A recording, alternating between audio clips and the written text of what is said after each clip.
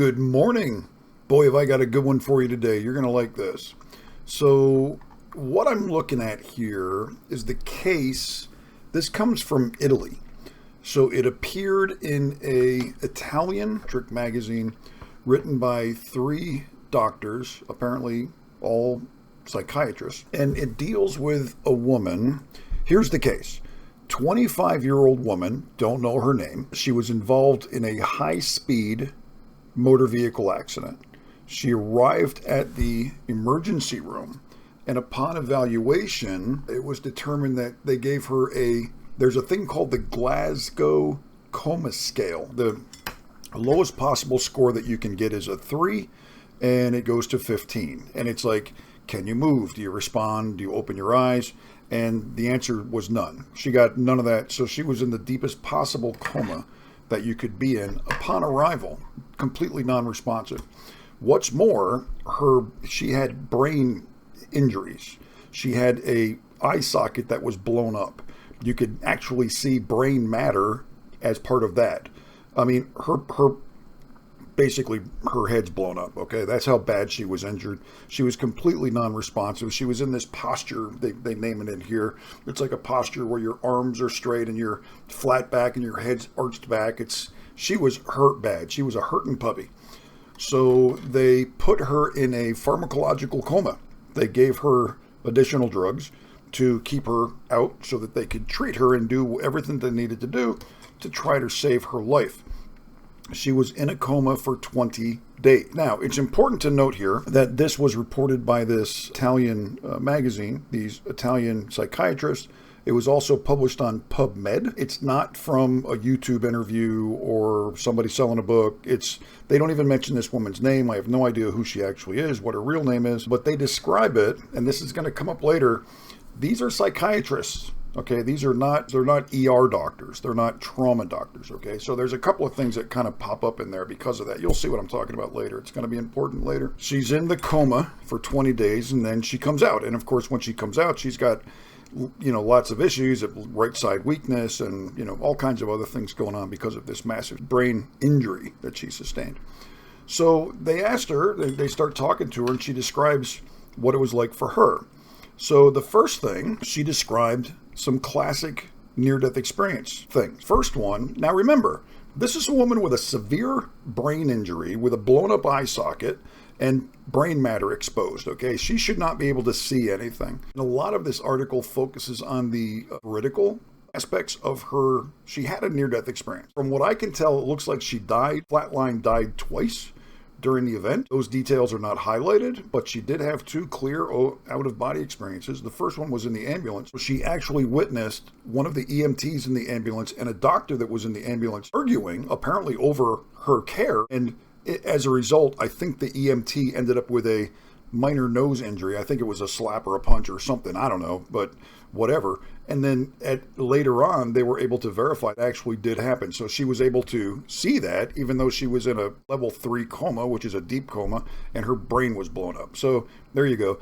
There's a near-death experience out of body for you. And then the next one occurred in the operating room when she was being operated upon.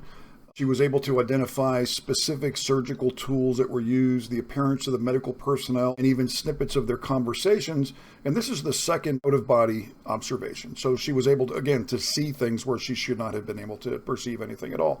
The important part here is that, from what I can tell, it looks like she flatline died twice and then left her body twice. But that's something they buried the lead here, because at some point in time they gave her an evaluation on the Grayson NDE scale. So its scale goes from 0 to 32, and if you score a 7, then that's considered to be a near-body or a near-death experience.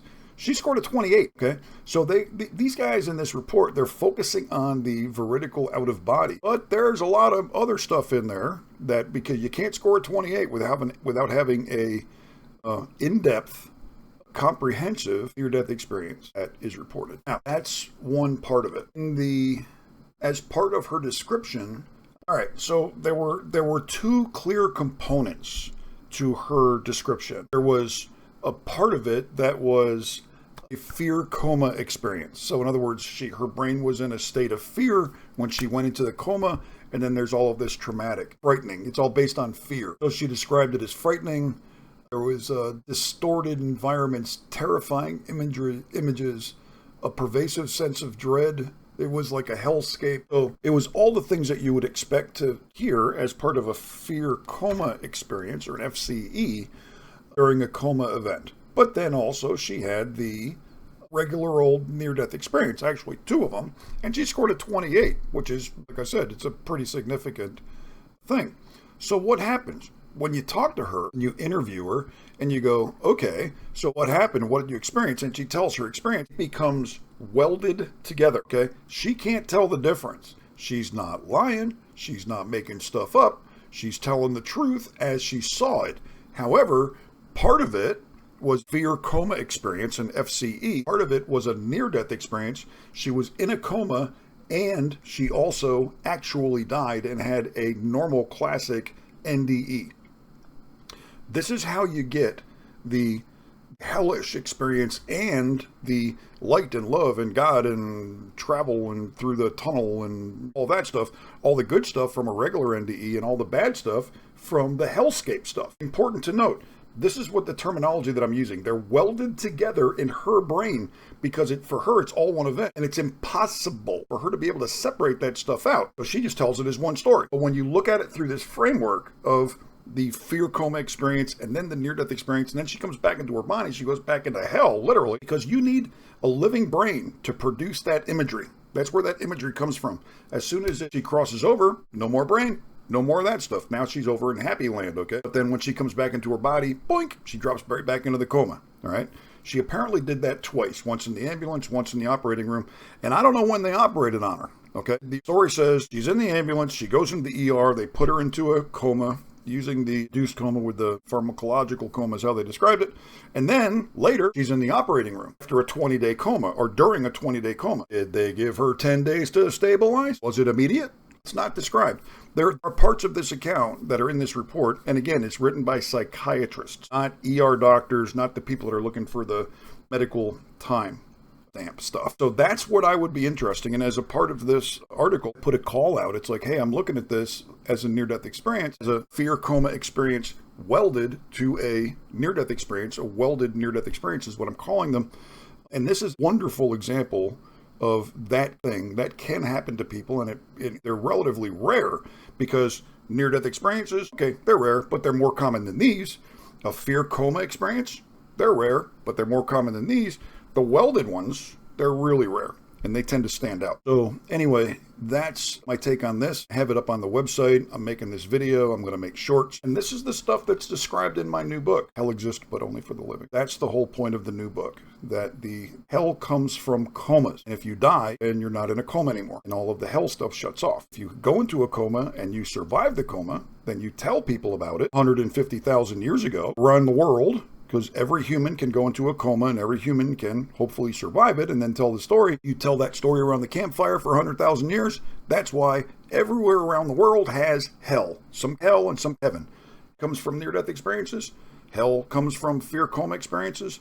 You tie the two together, there you go. That's where it comes from. That's what's happening. That's how this works mechanically.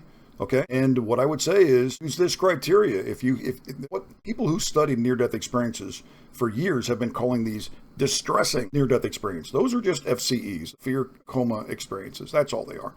That if you look at it hard, you're not going to find that flatline death. Now, if you do have an FCE that has regular NDE elements, that's welded. So you have the regular fear coma, they die, you have an NDE, then they come back. That's how you explain that. And that's what it is. That's what's going on. All right. If you think I'm wrong, figure it out. Do a better job than I'm doing. You come up with a better idea. I think this framework will stand up to any level of scrutiny. I'd like to invite people to go find accounts and say, hey, what about this one? What about that one? And I'll be happy, more than happy to look at them. I'm not trying to prove myself right. I'm not trying to prove anybody else wrong. I'm simply saying, as an intelligence analyst, this is what the data indicates. Okay? If it's wrong, then the data will indicate that it's wrong. And let's figure that out. Okay? I think that's all I got for this one. Thank you very much for listening. Don't forget to like, follow, share, comment, and thanks. Have a great day. Bye now.